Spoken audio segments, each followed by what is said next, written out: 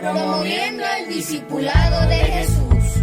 Lección Divina. Lectura orante del Evangelio dominical para mí, con mi familia y desde la realidad de las comunidades eclesiales. Por una iglesia en salida samaritana.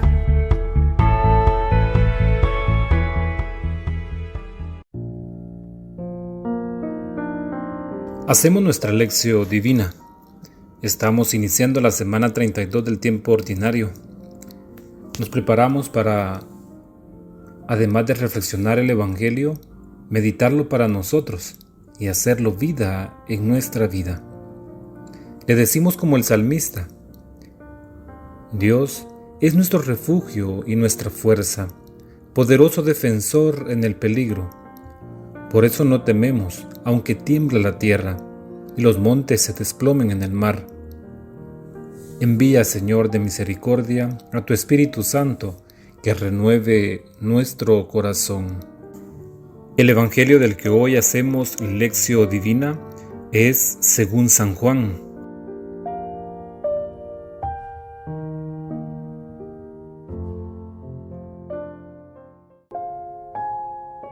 Cuando se acercaba la Pascua de los judíos, Jesús llegó a Jerusalén y se encontró en el templo a los vendedores de bueyes, ovejas y palomas, y a los cambistas con sus mesas. Entonces hizo un látigo de cordeles y los echó del templo, con todo y sus ovejas y bueyes. A los cambistas les volcó la mesa y les tiró al suelo las monedas.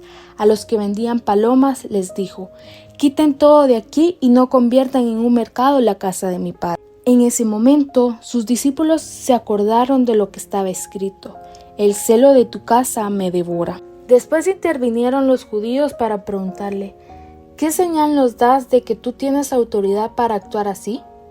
Jesús les respondió: destruyan este templo y en 3 días lo reconstruiré.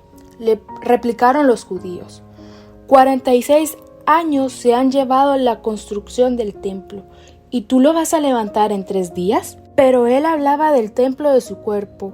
Por eso, cuando resucitó Jesús de entre los muertos, se acordaron de sus discípulos de que había dicho aquello, y creyeron en la Escritura y en las palabras que Jesús había dicho.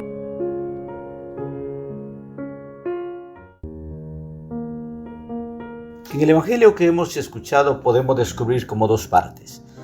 La primera se refiere a la expulsión de los mercaderes del templo, y la segunda, la discusión de Jesús con los judíos acerca de la autoridad con la que había tomado tan drástica decisión.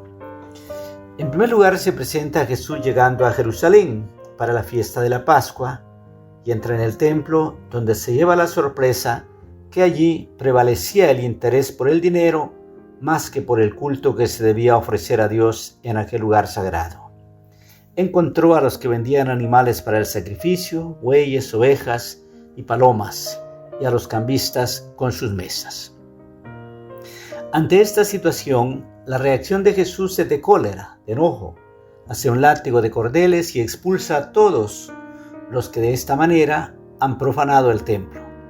Pero llama la atención la manera como el evangelista enumera la forma en que fueron expulsados aquellos del templo. Los echó del templo con todo y sus ovejas y bueyes. A los cambistas les volcó las mesas y les tiró al suelo las monedas. Y a los que vendían palomas les dijo: quiten todo de aquí y no conviertan en un mercado la casa de mi Padre. Parece ser más benévolo con los que vendían palomas, que era lo que podían ofrecer los más pobres. A estos, en vez de tirarles lo que vendían, le dijo: quiten todo de aquí y no conviertan en un mercado la casa de mi Padre, que es Padre de todos, pero que siente preferencia por los más pequeños. En un segundo momento, ante la pregunta de los judíos acerca de la autoridad para aquella actuación, Jesús pide que destruyan el templo y lo va a reconstruir en 3 días. Los judíos no entienden cómo puede ser posible esta propuesta de Jesús. El evangelista aclara que él hablaba del templo de su cuerpo. Por eso dice que cuando resucitó, sus discípulos se acordaron de este anuncio y creyeron en las Escrituras y las palabras que el Maestro les había dicho.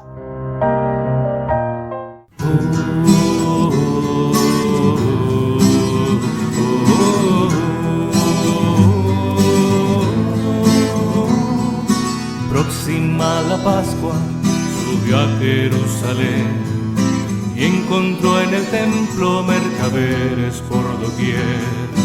Era un gran negocio el favor de Dios vender. Falsos propietarios ostentaban su poder. Bueyes y palomas, ovejas y dinero, rituales, sacrificios, tantos pobres sin acceso. Jesús al ver aquello, las mesas arrojó, con cuerdas dando azotes, expulsándolos gritó: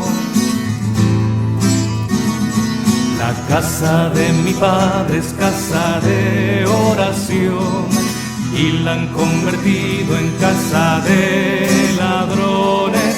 Tarifando su favor, el templo han destrozado, mas yo lo levantaré y allí Dios será encontrado.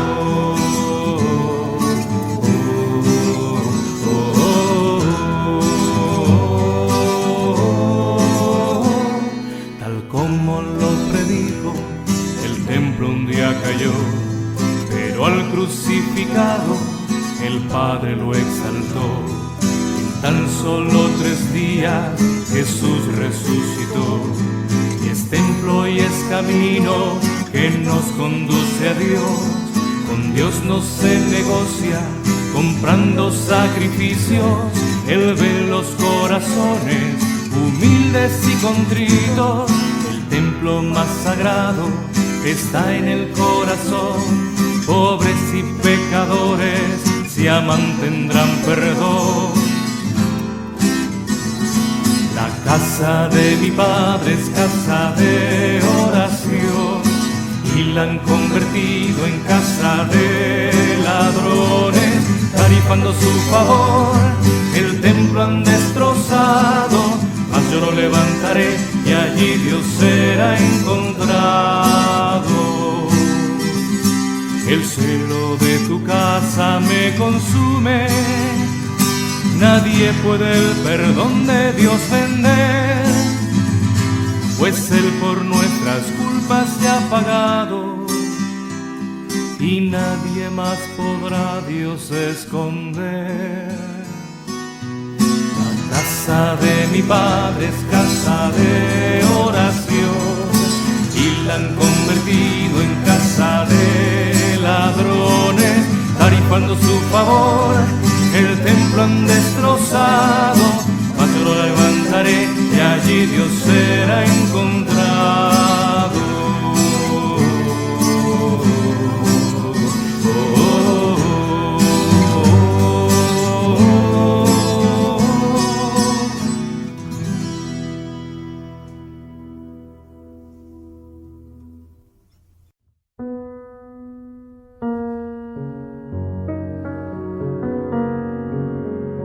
En el Evangelio, como hemos escuchado, Jesús expulsa del templo a los mercaderes porque han transformado la casa del Padre en un mercado. Este gesto no fue solo una denuncia al abuso del poder religioso, sino una proclamación profética de que Dios no soporta la fe vacía ni la religión que olvida al pobre. Hoy sus palabras resuenan en Guatemala, donde el templo de la vida humana es profanado por una economía que excluye, una política que corrompe y a veces una iglesia que calla. El templo de Dios es santo y ese templo son ustedes, nos dice el apóstol Pablo. Cada cuerpo herido por la pobreza, el racismo, la migración forzada o la violencia es un templo que clama por justicia. El Papa Francisco en Evangelii Gaudium denuncia con claridad: esta economía mata porque produce descartados y normaliza la desigualdad. Guatemala conoce bien esta herida en comunidades indígenas desplazadas, en jóvenes sin futuro, en mujeres asesinadas y migrantes que arriesgan su vida buscando dignidad. El Papa Francisco nos llamaba a construir una iglesia pobre y para los pobres. Esto no como eslogan, sino como conversión, es decir, una iglesia que es capaz de quitarse los ornamentos del poder y caminar ligera para abrazar al pueblo crucificado. Es el mismo espíritu de Medellín, Puebla y Aparecida, donde la iglesia latinoamericana discernió que el clamor de los pobres es lugar teológico, auténtica voz de Dios en la historia.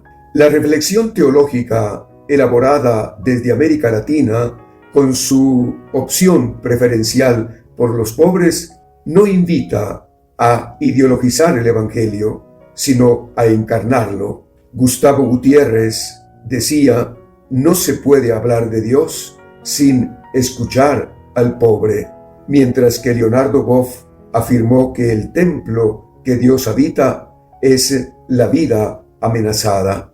En Guatemala, este templo se ve en los pies cansados de los campesinos, en los niños con hambre, en las mujeres que sostienen la fe desde la humildad de sus cocinas y en los mártires que dieron su vida por el reino. El camino sinodal al que nos ha convocado el Papa Francisco no es reunión de estructuras, sino modo de ser iglesia. Esto es caminar, escuchar y discernir juntos. En un país fragmentado por el racismo, la desigualdad y el egoísmo, la sinodalidad es un acto revolucionario de comunión.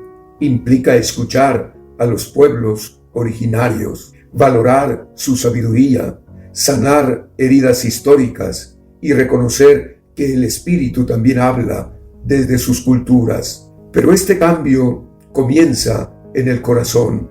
Jesús purifica el templo exterior para recordarnos que el verdadero templo es el corazón humano. Dejar entrar a Cristo es permitir que derribe el egoísmo, la indiferencia y el miedo para reconstruirnos como discípulos misioneros. Una iglesia que no se indigna ante la injusticia no es la iglesia de Jesús. Una fe que no transforma la vida es solo un rito vacío.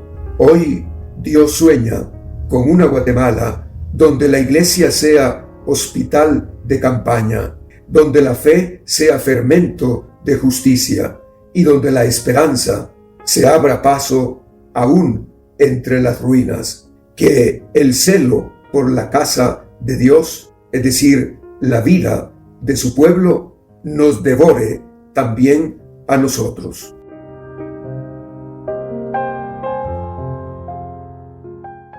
Promoviendo el discipulado de Jesús.